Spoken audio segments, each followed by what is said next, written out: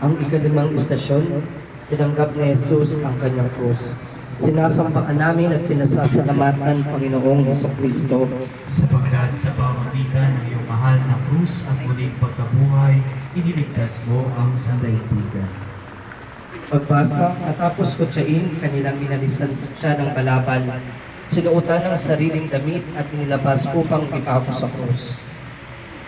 Pagdinilay, masarap magmahal.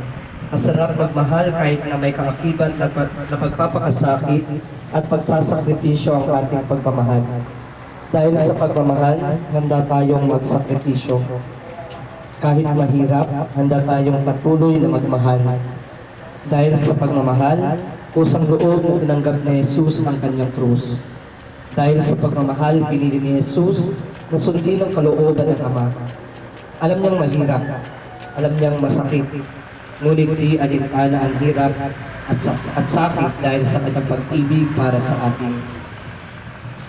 Panalangin. Panginoon, inaalaala namin ngayon ang iyong pag-ibig sa amin na handang piliing umibig kahit may kaakibat na kahirapan, kahit mahirap kaming mahalin.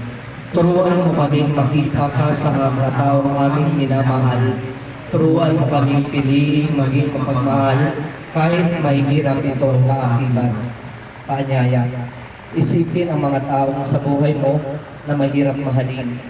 Ipagdasal at ipagubaya sila sa Panginoon. Ama naming sumasalangit ka, sambahin ang ngalan mo, mapasa amin ang kaharian mo, sundin ang loob mo dito sa lupa para nang sa langit. Bigyan mo kami ngayon ng aming kakanin sa araw-araw at patawarin mo kami sa aming mga sala para na ang pagpapatawa namin sa nagkakasala sa amin. At huwag mo kami ipaintulot sa tukso at iadya mo kami sa lahat ng masama. Amen. Aba, Ginoong Maria, napupuno ka ng grasya, ang Panginoong Diyos ay sumasa iyo. Bukod kang pinagpala sa babaeng lahat, at pinagpala naman ang iyong anak na si Jesus. Santa Maria, Ina ng Diyos, panalangin mo kami makasalanan, ngayon at kung kami mamamatay. Amen.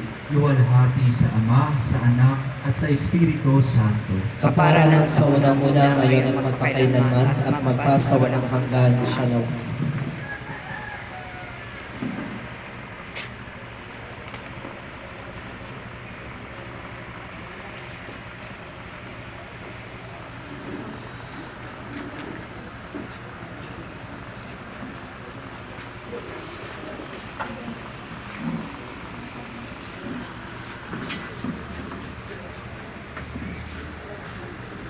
Salamat po, Kap.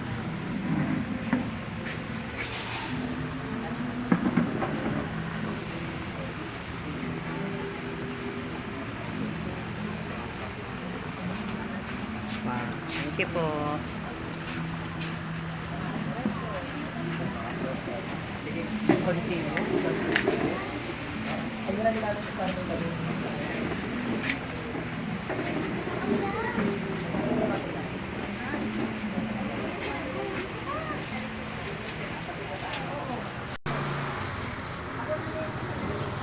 Salamat po, Father.